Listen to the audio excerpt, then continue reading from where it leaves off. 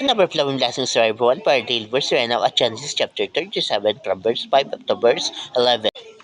One day, Joseph told his brother what he had dreamed, and they hated him even more. Joseph said, "Let me tell you about my dream. We were out in the fields tying up bundles of wheat. Suddenly, my bundle stood up and your bundles gathered around and bowed down to it." His brother asked, "Do you really think you are going to be king and rule over us?" Now they hated Joseph more than ever because of what he said about his dream.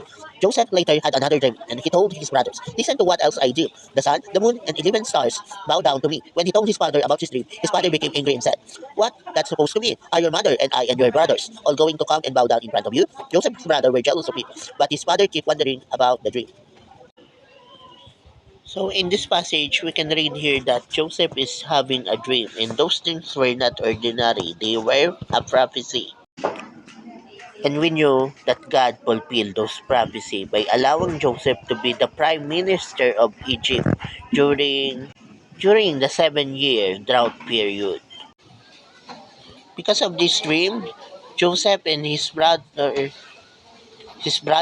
his mother and sister and